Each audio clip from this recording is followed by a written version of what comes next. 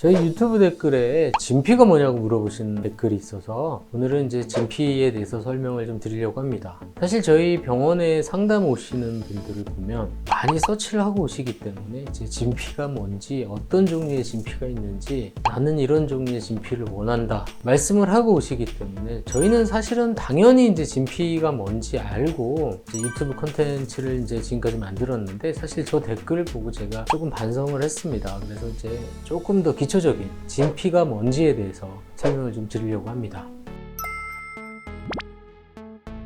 진피는 우리 피부 조직을 보면 이제 제일 바깥쪽, 피부 제일 바깥쪽이 이제 표피로 되어 있고요. 그 밑에 보면 이제 지방층이 있는데, 이게 이제 피부 밑 조직이라고 하는데, 그 표피층과 피부 밑 조직 사이에 있는 구조가 이제 진피라고 합니다. 그러니까 우리가 이제 이 피부를 이렇게 꼬집었을 때 지방 말고, 말랑말랑한 지방 말고 이제 피부의 두께가 느껴질 텐데, 제일 바깥쪽 표피층 말고는 대부분 다 진피라고 생각하시면 될 것 같습니다. 그래서 저희가 이제 진피 음경 확대해서 진피는 사실은 이제 진피가 아니고요. 그 진피를 가공한 무세포 진피 대체물이라고 생각하시면 될 것 같습니다. 그러니까 이제 진피를 가공해서 인체에 이식할 수 있게끔 만든 가공 재료입니다. 그걸 줄여서 저희가 이제 진피라고 하는데, 이제 종류는 뭐 여러 가지가 있는데, 이 진피는 일단 어떻게 가공을 하느냐, 그게 이제 중요합니다. 왜 중요하냐, 어떤 종류의 진피를 내 몸에 선택하느냐를 이제 설명을 드리려면 그 가공 과정에 대해서도 좀 알아야 되는데, 내 몸 바깥에 있는 어떤 재료가 내 몸에 이식되기 위해서는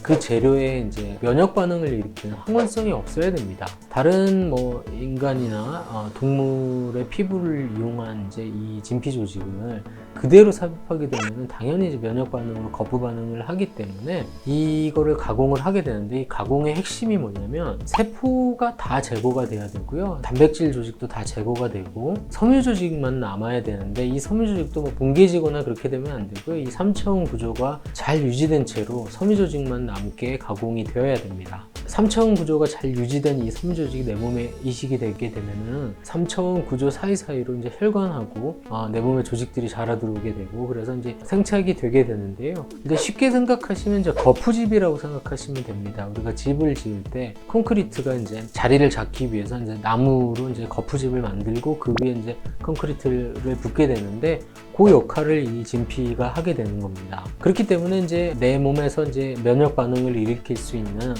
세포나 단백질 조직이 완벽하게 제거가 돼야 되고, 그러면서 이제 이 섬유 조직의 3차원 구조가 잘 유지가 돼야 되는 게 관건입니다.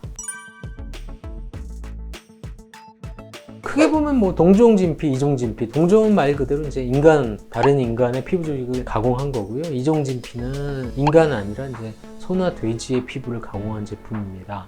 상품명으로 보면은 뭐 예전부터 있었던 게 알로돔이 이제 동종 진피의 가장 이제 대표적인 진피고요. 알로돔이 좋긴 한데 음경 확대용으로는 너무 이제 두께가 얇아서 최근에는 거의 쓰이고 있지는 않습니다.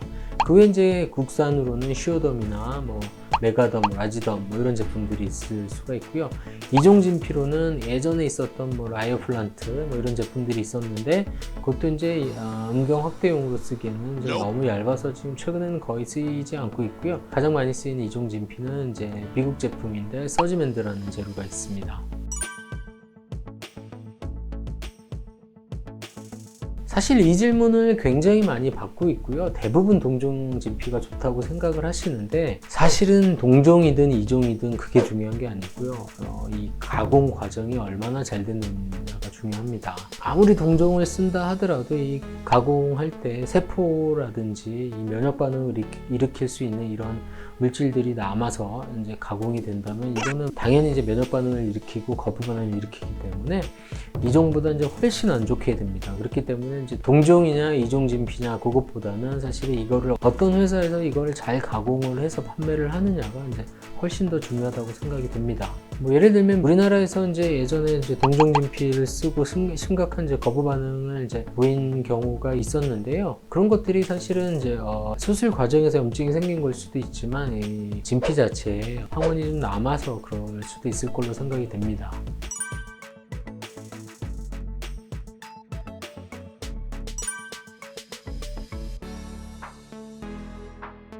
이것도 이제 가공 과정을 한번 생각해 보면 대부분의 진피는 사실은 이제 건조돼서 판매가 됩니다. 건조돼서 이제 판매가 되는 제품의 이제 장점이 뭐냐면 이 동결 건조를 시키는데 동결 건조 과정도 사실은 상당히 오래 걸리고 비용이 발생하는 과정인데 이게 이제 보관하는 과정에서 오염이 될 수가 있고 그다음에 혹시라도 이제 세균이나 박테리아 아니면 이제 진균 같은 것들이 남아 있을 때 이걸 이제 동결 건조하는 과정에서 이제 제거가 될 수도 있고요. 세포도 마찬가지입니다. 이게 이제 혹시라도 남아 있다 하더라도 동결 건조하는 과정에서 이제 날아갈 수가 있기 때문에 대부분 다 동결 건조를 해서 판매를 하게 되는데요. 최근에는 이제 습식으로 이제 판매를 하는 제품들이 있습니다. 이것들의 장점은 아무래도 이제 습식으로 이제 보관이 돼 있다 보니까 수술 과정에서 따로 수화를 시켜야 되는 과정을 생략할 수가 있으니까 이제 훨씬 편하고요.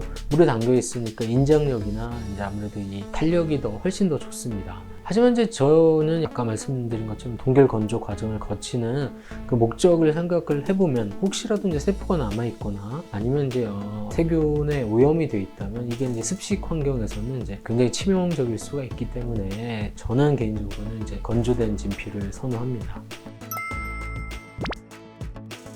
자, 지금까지 제가 이제 진피가 뭔지, 무세포 진피 대체물이 뭔지에 대해서 이제 충분히 설명을 드렸다고 생각이 드는데요.